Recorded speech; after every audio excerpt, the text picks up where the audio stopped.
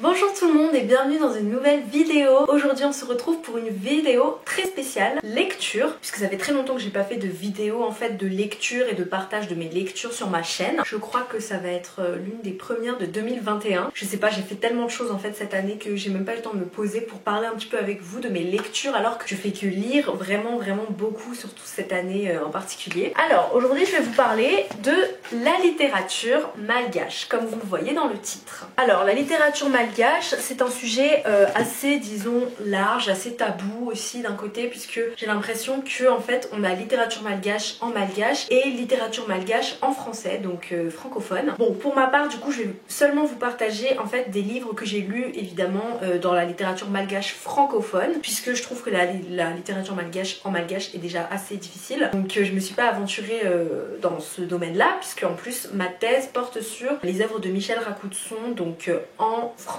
Avant toute chose, il faut savoir que la littérature malgache, c'est vraiment un pan de la littérature, disons, assez sous-coté, enfin en tout cas qui est assez réservé à une certaine classe sociale, que ce soit à Madagascar ou en France, puisqu'elle n'est pas non plus super accessible et qu'elle coûte quand même assez d'argent, on va pas se mentir. En fait, tout ça c'est dû au fait que tout simplement la littérature malgache, en expression, enfin d'expression française, en tout cas elle est connue à l'étranger et pas beaucoup à Madagascar même. Et d'un autre côté, la littérature malgache, d'expression malgache, eh bien elle est pas assez distribuée et pas assez diffusée à Madagascar même. Ça fait qu'on se retrouve avec une littérature malgache assez sous-cotée et en tout cas pas assez connue, je trouve, que ce soit dans l'espace francophone pour les littératures d'Afrique ou que ce soit tout simplement dans la littérature malgache, dans la société malgache en général. Donc voilà, puisque plus beaucoup de gens aiment lire, eh bien je suis contente aujourd'hui de faire une vidéo sur ça, sur la littérature malgache. Parlons-en, parlons de beaucoup de choses qui se disent dans les livres, qu'on pense découvrir en ce moment, ou en tout cas qu'on pense être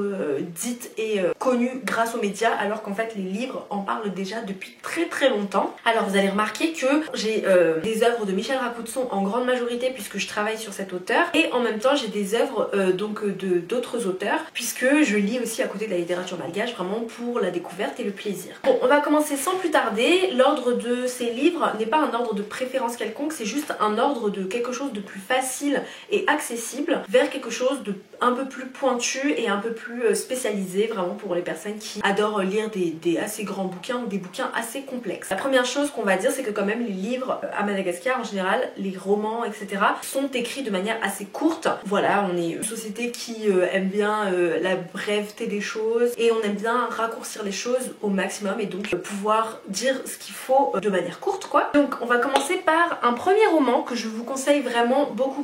Donc ici nous avons Tuvnai.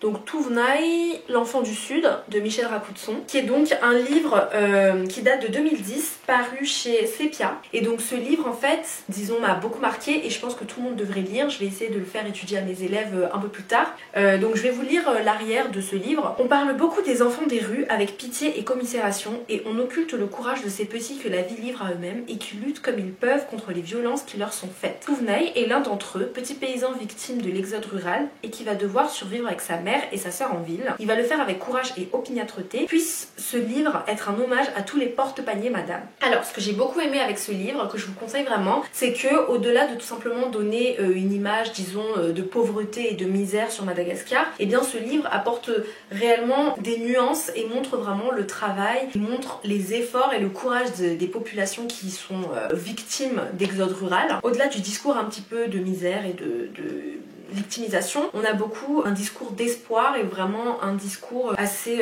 optimiste finalement pour ces personnes qui vont du coup quitter la campagne et les zones arides pour venir du coup dans la capitale de Tana. Et ce que j'ai beaucoup aimé avec ce livre, c'est que vraiment on parle vraiment de toutes les classes sociales, on parle de tous les types de profils et les types d'histoires qu'on peut avoir, des témoignages vraiment très importants. Donc vraiment je vous le conseille, il n'est pas du tout long, il fait à peine 125 pages par là. Donc voilà, c'est très court, c'est très accessible à tout le monde. Ça se trouve assez facilement franchement dans toutes les librairies, je pense que vous pouvez le trouver ou en tout cas vous pouvez le commander en ligne et ça fait vivre disons la littérature malgache et aussi c'est un livre qui est accessible à tous les âges quoi. Donc je vous le conseille vraiment si vous voulez un peu plus savoir des choses sur disons la vie des enfants à Madagascar, pas de manière pathétique et tout ça mais justement de manière assez réaliste et en même temps belle et optimiste quand même. Voilà, donc ça c'est le premier livre. Ensuite On va rester toujours chez Michel Racousson, un deuxième livre qui est vraiment très accessible, vraiment je vous le conseille vraiment, c'est Antananarive,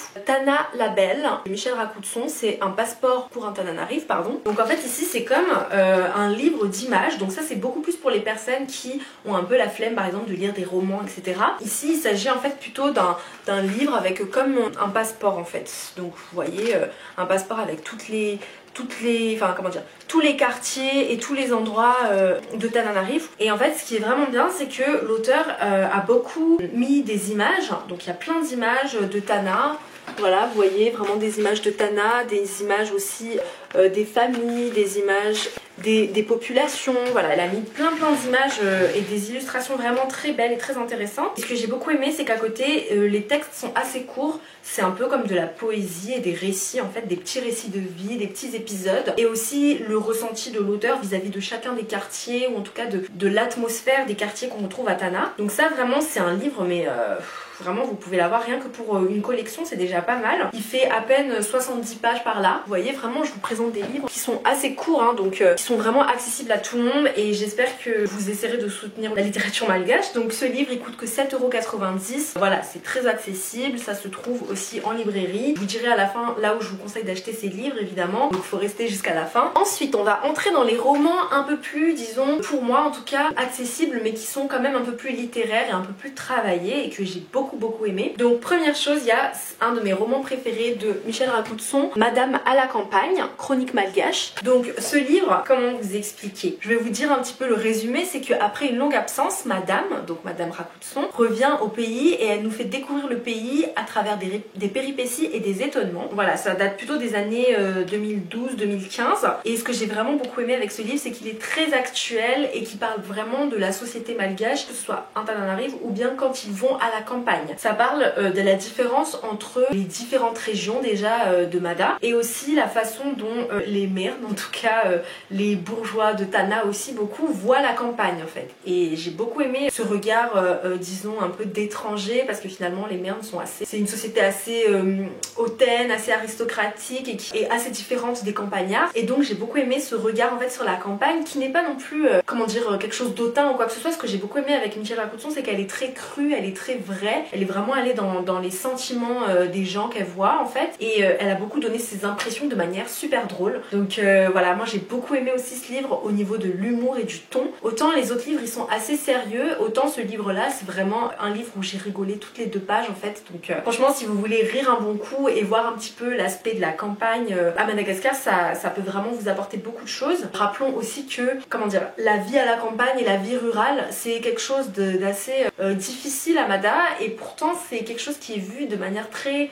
belle en fait. Enfin, la façon dont elle décrit les paysages, dont elle décrit les endroits, en fait ça donne vraiment juste envie d'habiter à la campagne, même si ça peut paraître un peu trop campagnard et un peu trop reculé et arriéré. Bah moi au contraire ça m'a vraiment donné envie de revenir à la campagne en fait et j'ai beaucoup aimé, j'ai beaucoup ri et je vous le conseille vraiment. Il fait que 90 pages maximum, 80 pages même et vraiment il est super drôle avec un humour génial quoi. En 4e livre, je vais pas m'étendre là-dessus, c'est un livre dont j'ai déjà pas mal parlé dans ma vidéo sur les auteurs féministes racisés. J'en avais beaucoup parlé dedans, donc il s'agissait de mon livre, du livre Elle au printemps de Michel Racousson. Voilà, donc ce livre, encore une fois aussi, c'est l'un des livres, disons, les plus connus aussi de Michel Racousson, qui date des années plutôt 80 cette fois-ci, et qui raconte l'histoire de Saounj, donc une fille, en tout cas une jeune étudiante qui va quitter Madagascar et qui va aller vivre en France. Ça parle un petit peu de sa quête vis-à-vis d'une amie qu'elle cherche en France et qui s'appelle Marie et du coup c'est une amie qu'elle va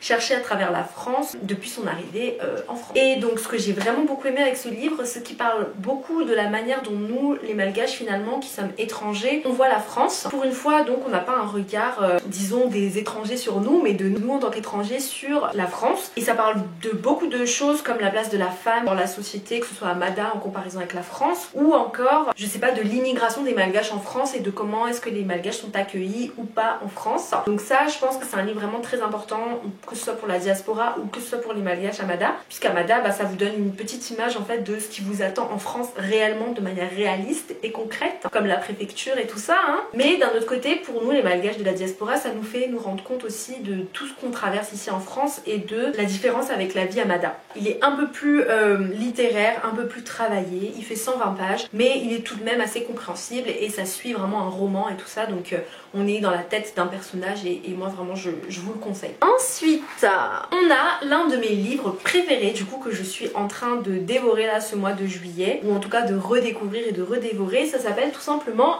Juillet au pays, donc de Michel Racousson, encore une fois. Donc c'est le dernier livre dont je parlerai pour Michel Racousson sur cette vidéo spéciale littérature malgache. Du coup, comme vous voyez, j'ai pris 150 000 notes dans ce livre, tellement ce livre m'a vraiment changé mentalement et psychologiquement et profondément. Je vais vous lire un petit peu le résumé. C'est un petit peu comme Madame à la campagne, mais ça a été écrit avant, donc dans les années 2000, cette fois-ci en 2007. Michel Racousson revient au pays après des années d'absence. Madagascar et sa capitale Antananarive s'offrent au regard de celle qui vit Anda Finjalmasn, de l'autre côté de la mer. L'armoire des souvenirs s'ouvre lentement, exhalant peu à peu la tendresse pour ce peuple qui est ma dignité. Tout au long de ce récit se trouve un chant en soubassement, puisse le lecteur y retrouver le silence des collines et le rythme de la langue malgache. Voilà, donc ce livre qui fait 200 pages est un peu plus gros du coup que les autres et c'est vraiment un livre très littéraire et très travaillé. Je dis pas que les autres le sont pas, hein. Les autres sont très littéraires aussi, mais d'une manière un peu plus accessible quand même, donc c'est pas très hermétique. Autant celui-là,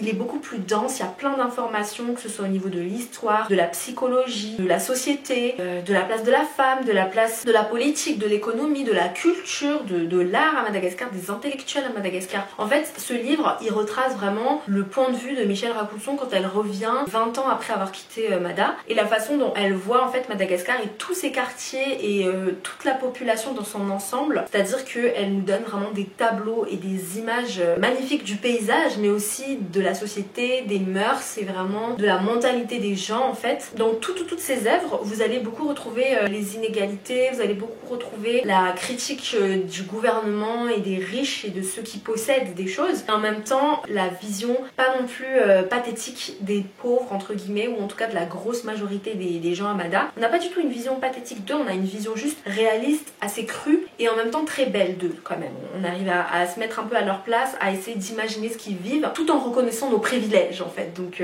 vraiment ce livre, Juillet au pays, les chroniques d'un retour à Madagascar, autant les chroniques de Madame à la campagne sont assez marrantes, assez drôles et ça date de 2015 donc elle a eu du recul et elle est assez drôle dedans. Autant celui-là il est un peu plus sentimental, un peu plus profond et moi j'ai trouvé qu'il était super bien écrit, il y a des passages vraiment géniaux que j'ai beaucoup partagé sur Instagram et que vous avez beaucoup aimé justement. Donc voilà, si jamais vous aimez déjà les premiers livres accessibles, après vous pouvez autant commencer par celui-là parce que ça c'est vraiment un livre littéraire mais tellement magnifique et assez sous-coté je pense. Alors il y a beaucoup d'autres livres de Michel Racousson que j'ai lus, notamment ses tout premiers livres, L'Al, Dadabé, Le bain des reliques, etc.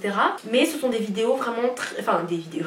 Ce sont des livres vraiment très marquants et très traumatisants d'un côté, donc je suis pas encore prête à en parler, j'en parlerai peut-être dans d'autres vidéos, en tout cas sur la littérature malgache, puisque ce sont pas les seules œuvres qu'elle a fait cette auteure, hein. Elle écrit aussi des pièces de théâtre. Mais en tout cas voilà, j'étais contente de vous parler au moins de ces romans là qui sont accessibles et qui sont vraiment très bien écrits et qui sont de la littérature tout en étant aussi des livres de jeunesse, en tout cas pour Touvenay par exemple. Donc là on en a fini rapidement avec Michel Racousson et on va passer avec la suite de la littérature malgache avec simplement deux auteurs parce que j'ai pas envie que la vidéo dure 4000 ans. Alors on va parler du coup de l'auteur le plus connu de Madagascar, bien évidemment, Rabearville, Jean-Joseph Rabearville, donc avec son roman L'Aube rouge que j'ai lu du coup pendant le début de cet été et que j'ai vraiment beaucoup aimé. Alors celui-là il n'est pas si accessible que ça parce que je trouve qu'il est écrit de manière très poétique, très belle, très travaillée, très aussi un peu imagée et métaphorique. Littéralement en fait il y a beaucoup de métaphores, de comparaisons, de figures de style tout simplement. Donc pour comprendre le récit, moi il m'a fallu relire plusieurs fois des passages pour savoir où on se situe. Donc juste pour vous rappeler un petit peu, c'est un livre en fait qui raconte la façon dont Madagascar s'est fait coloniser par les Français. Parce que je vous rappelle que Rabearville, lui,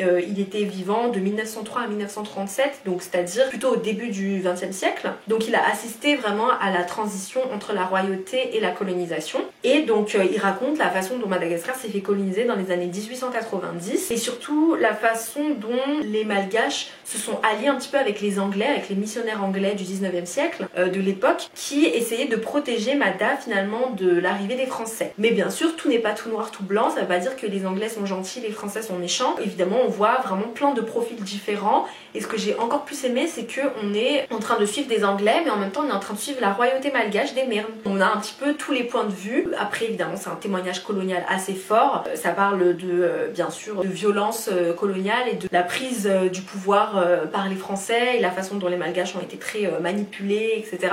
Et aussi très divisés entre du coup les Merne et les autres ethnies. Donc voilà, c'est un livre assez difficile à lire quand même, que ce soit stylistiquement que au niveau du sujet. Mais si jamais vous êtes vraiment à fond dans la littérature, un peu comme moi, et que vous tombez sur cette vidéo par hasard, et bien, et que vous avez déjà entendu parler de Rabearville, je pense que c'est bien comme livre pour commencer. Parce que si vous commencez directement avec sa poésie, vu que c'est un poète, ça va être beaucoup plus compliqué. Je vous conseille ce roman-là, que vraiment j'ai trouvé vraiment génial, super bien écrit, magnifique. 150 pages, et vraiment bien. En plus, vous soutenez No Comment Édition pour acheter ce format-là. Et enfin, dernier livre qui m'a été offert par ma tante, qui est donc Retour dans l'île enchantée de Zohar Ravalson, ou bien Return to the Enchanted Island. Donc moi en fait je l'ai lu en anglais puisque c'est ma tante qui me l'a offert et qu'elle est assez amie avec l'auteur. Je pense qu'il est sorti dans les années 2010 par là. Voilà, donc vous pouvez le retrouver sur Amazon. En fait il coûte que 19 $, donc un peu moins de 20 €, entre 15 et 20 €. Et moi vraiment j'ai trouvé ce livre assez original et assez étrange. Bon, c'est vraiment un livre assez contemporain et qui parle beaucoup de la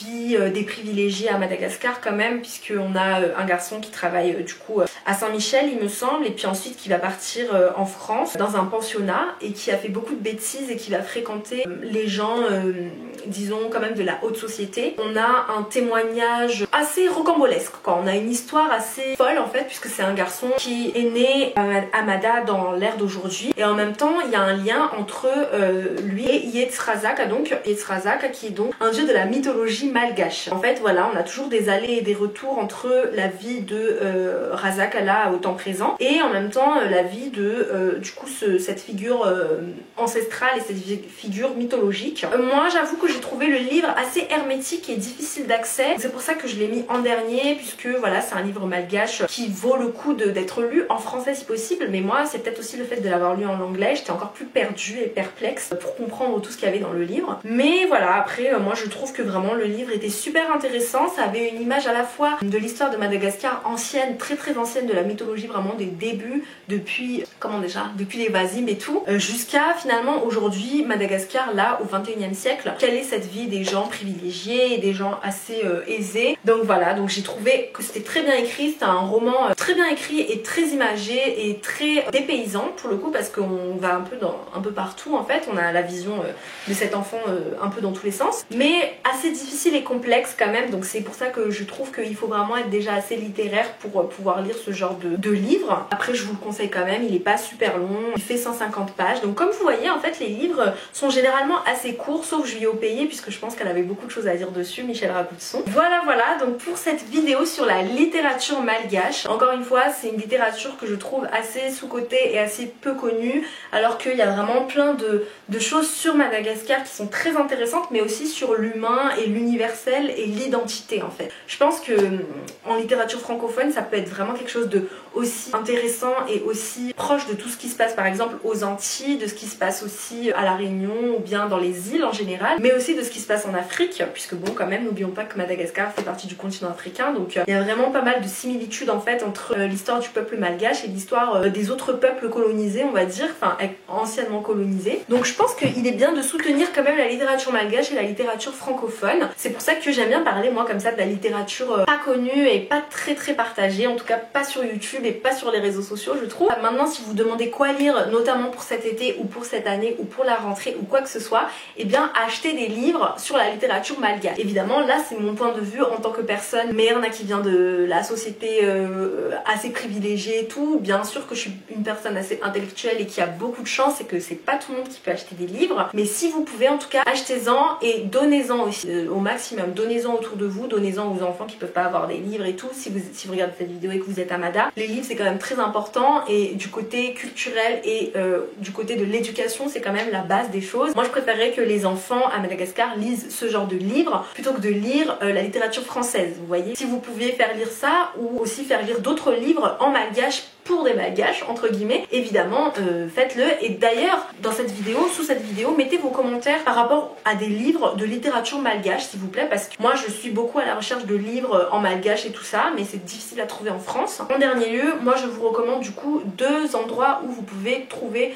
ces livres là facilement. Donc première chose, si vous pouvez pas les acheter, vous pouvez les retrouver à la bibliothèque universitaire de l'INALCO. Voilà, donc vous pouvez y passer, vous inscrire et tout si vous êtes étudiant ou quoi. Et même si vous n'êtes pas étudiant et si vous êtes déjà adulte et tout ça, bah, vous pouvez toujours vous créer un petit compte. L'autre chose, ça serait de acheter des livres à la librairie internationale de l'Harmattan. Donc l'Harmattan, c'est là où j'ai travaillé, vous savez, pendant 1 an l'année dernière avant d'être prof et tout. Et donc je vous conseille vivement d'aller soutenir ces librairies-là en fait. Que ce soit l'Harmattan ou même peut-être chez Gibert ou même Présence africaine par exemple, et bien vous pouvez acheter des livres sur la littérature malgache, consulter le rayon Madagascar et tomber sur plein de pépites en fait, plutôt que d'aller après sur les grands sites internet. Évidemment, si vous êtes loin de tout ça, que vous ne pouvez pas aller à Paris et acheter, vous n'avez pas le temps tout ça, vous pouvez trouver ces livres, ceux de Michel Racoudson notamment, sur la Fnac ou sur Gibert en ligne par exemple, ça dépend desquels mais certains y sont. Et en dernier lieu aussi sur Amazon, si vraiment vous n'avez pas le choix, même si j'aime pas trop Amazon, si vous n'avez pas le choix, bah vous pouvez toujours les trouver là-bas. Voilà, donc ce sera tout pour cette vidéo sur la littérature malgache. J'espère qu'elle vous aura plu parce que moi ça m'a vraiment fait plaisir de vous partager mes lectures sur Madagascar et mes ressentis, notamment de vous conseiller vraiment certains livres en particulier avant de plonger dans toutes les études et tout. Je pense que la fiction et la littérature c'est quand même un bon moyen de se rendre compte de ce qui se passe là-bas plutôt que de lire des gros pavés tout de suite, vous voyez. Voilà, donc n'hésitez pas à me dire ce que vous avez pensé de cette vidéo, à mettre un pouce s'il vous plaît parce que ça me fait vraiment plaisir de voir les j'aime, et à partager cette vidéo au maximum pour que de plus en plus de personnes puissent lire et connaître la littérature malgache. Voilà, ciao ciao.